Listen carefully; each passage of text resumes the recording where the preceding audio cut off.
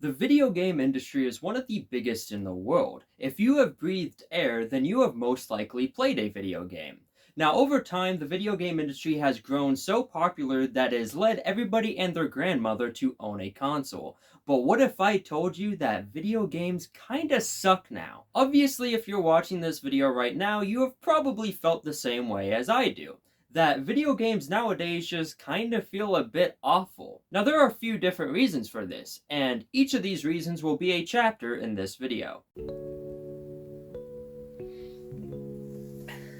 Each video game has its own personality, whether it be spooky like in the Silent Hill series or fun and vibrant like in the Super Mario games.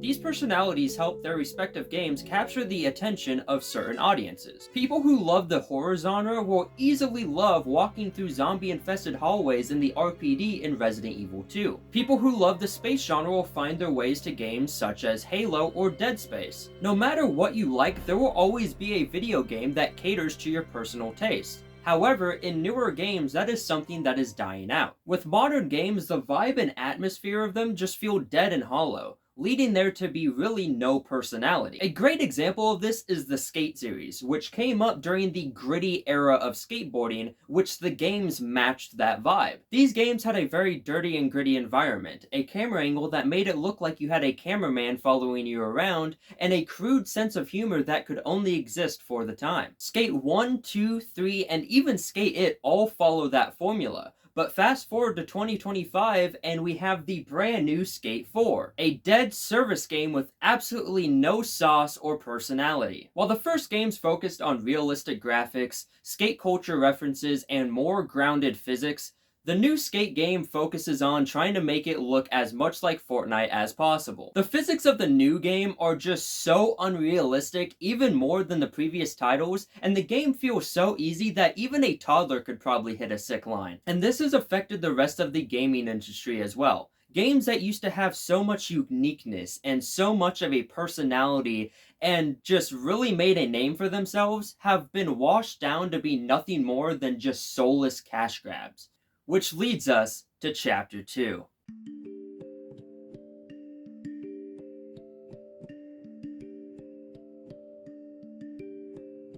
Game studios now have a different reason to make games, and that is to make as much money as humanly possible.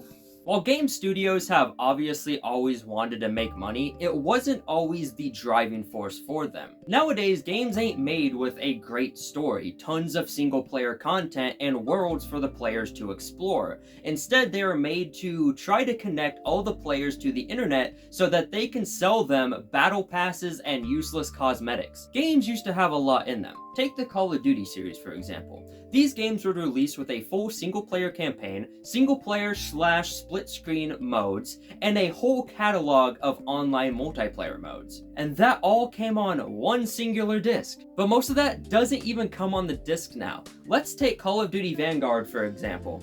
This game released on disc, and there is nothing on it. When you buy the disc of Call of Duty Vanguard, all you're going to get is the ability to play online multiplayer games, and that's it. You're not going to get a full story because you have to download that online separately, and also if you want to play split screen multiplayer, you have to have 2 PlayStation accounts. And the reason for this is because single player and offline multiplayer content is a second thought for game studios. What their main thought is, and their main point and their main driving force, is to get everybody to play online so that they can sell them useless cosmetics and overpriced battle passes. Unlike the old days where you could pay $60 for a full complete game with hours and hours of content on it, now you can pay $60 for the ability to access an online item shop so that you can spend another $100 on a bunch of useless shit. Which, by the way, most of this useless shit you used to be able to unlock offline on older games. 15 years ago, game companies would have never gotten away with this. But it is now the norm, and there is one singular reason for that. Fortnite. Fortnite is an online-only game where its main driving force is to try and partner up with every single company to ever exist and sell the players a bunch of overpriced, useless skins. And guess what every other game company has been doing since? Once again, let me mention the new Skate game. The original Skate series used to be able to have a full single-player story while also having thousands and thousands of unlockable cosmetics. The new game has none of that. The new Skate game is online only, and there is absolutely no story mode whatsoever. And there are a few missions that you could do, but the only reason that you would want to do these missions is for them to give you some coins for some crappy gear in the item shop. And if you want the really good gear in this game, guess what you gotta do? You gotta pay more money to EA. What, you're tired of your crappy default shirt on your skater? Oh, you want the good stuff? Okay, here's a PNG on a t-shirt. That will be $50, please. It's crazy that I can go to a game store and pay $10 for a game that was made 20 years ago and get more content out of it than a $70 game that was made yesterday. Now, obviously, this hasn't affected every game studio. Game studios like Capcom, Konami, PlayStation Studios, Rockstar Games, they all make their games with tender love and care, but every other game studio is just meant to drain your pockets. Which leads us to Chapter 3.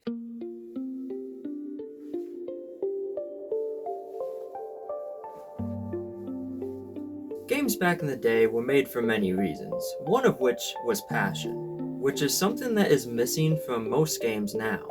A great example of this is the Silent Hill games. While all the Silent Hill games were made with tender love and care, there is no game that was made with more love than Silent Hill 1. There's an entire story and book made about the development of the first Silent Hill game, but the main point of it is that most of this game was developed by one dude who was living under his desk because he wanted to finish this game so bad. And when you play the first Silent Hill game, even though it's a very old game on the PlayStation 1, you can feel that there is a lot of love and care in it.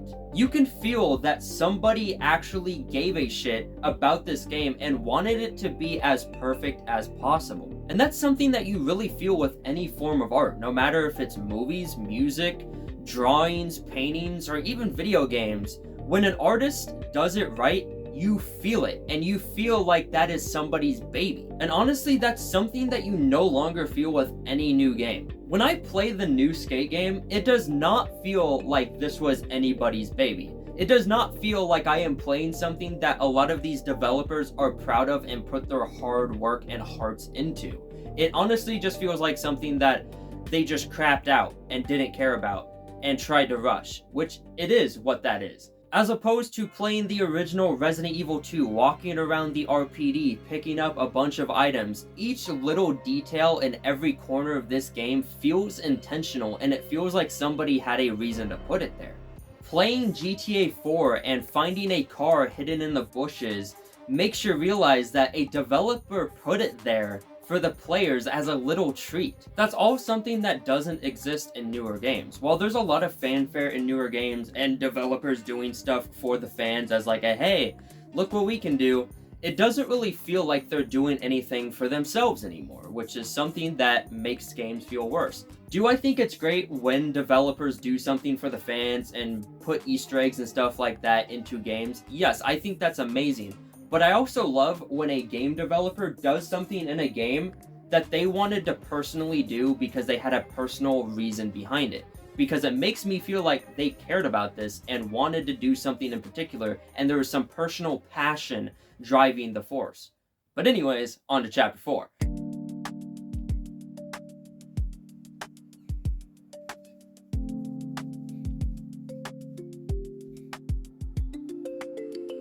The problem with modern gaming is that everything has been done almost 1,000 times already.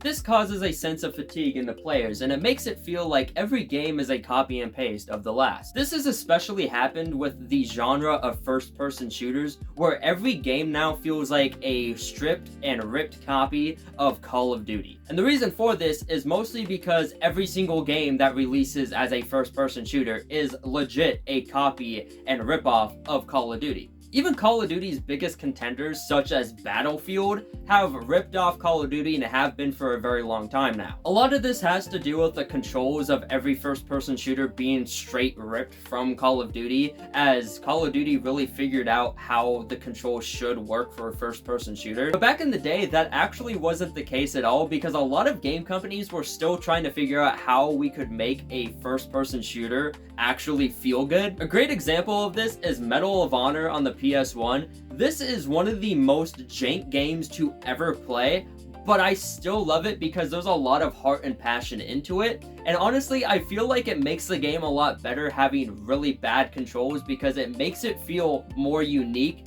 and more like its own game instead of just an early Call of Duty. Another genre that has left players feeling fatigued is the genre of games like Fallout and Skyrim and Oblivion and Horizon Zero Dawn, whatever. You know, the games where it's like an open world action adventure game where you can pick a bunch of different options of dialogue. Yeah, that's been done way too much and players are tired of it. Like, that genre has been overdone so much that players legit get sick to their stomach anytime a new one is announced. But the lack of uniqueness doesn't only come from game studios just continuously making games in the same series or that are like other games that they've made before. It also comes in the form of remasters and remakes, because every game studio now is remastering and remaking any game that they've ever made. Obviously, I'm going to give a pass to some game series like the Resident Evil series, the Silent Hill series, and the Metal Gear Solid series, because those games and their remakes are made with such tender love and care that they are still great and deserve to be honored and deserve to be praised. But every other game studio that's trying to remake games, no, they should be banished off the face of the earth. Because there's a lot of game studios that are remastering and remaking games with absolutely no care. Take Rockstar Games, for example, how they tried to remaster the original trilogy, or at least like their big 3D world trilogy of 3, Vice City, and San Andreas. That sucked. But also you have a bunch of game studios that are remaking and remastering games that were only a few years old. Take Horizon Zero Dawn, for example. They tried to remaster that game only a few years after it released.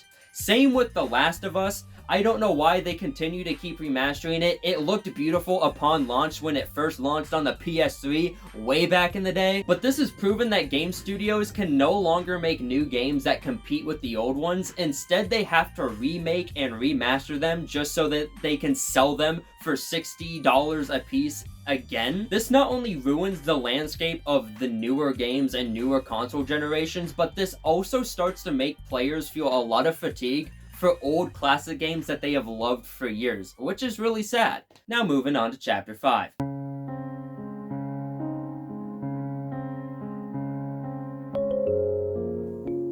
The quality of games have improved over time, at least graphically, but this has been a detriment most of the time. Many game studios focus on trying to make their games look as beautiful as possible, but they don't spend enough time on the good fundamental elements such as a story mode or just content in general. There are a lot of games now that have the most beautiful graphics and beautiful ray tracing, but the rest of the game just kinda sucks. Ooh, look how pretty the fire effects are.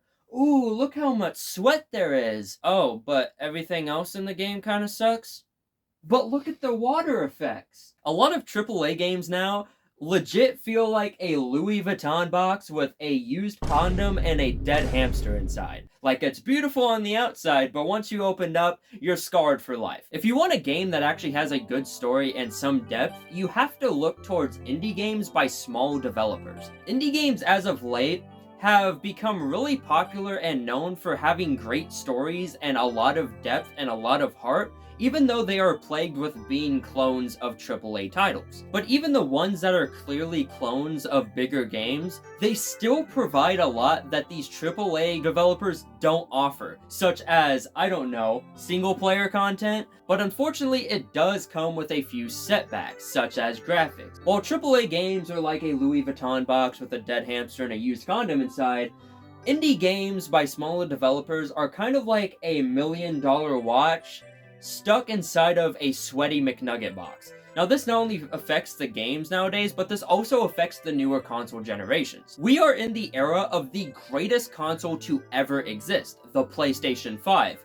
And there's absolutely nothing for it. And it sucks that we have the greatest console ever sitting right in front of us, but there is not really any good games that actually push it to its limits. If you want a good game, it's not going to push the console to its limits. But if you want a game that pushes it to its limits, it's going to suck.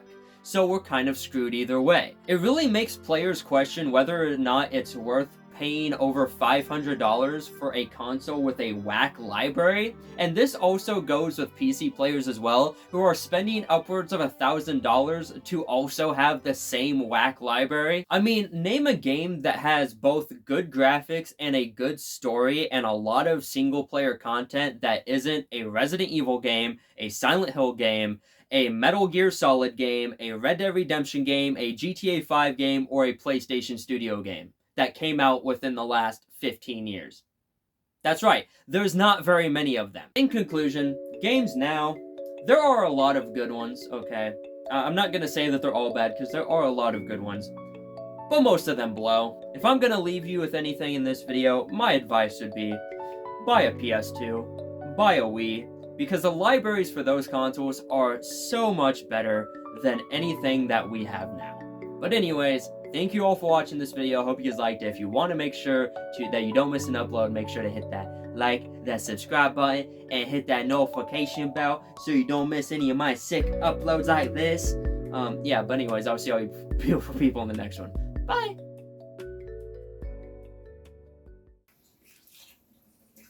Gotta have them clean teeth. The product.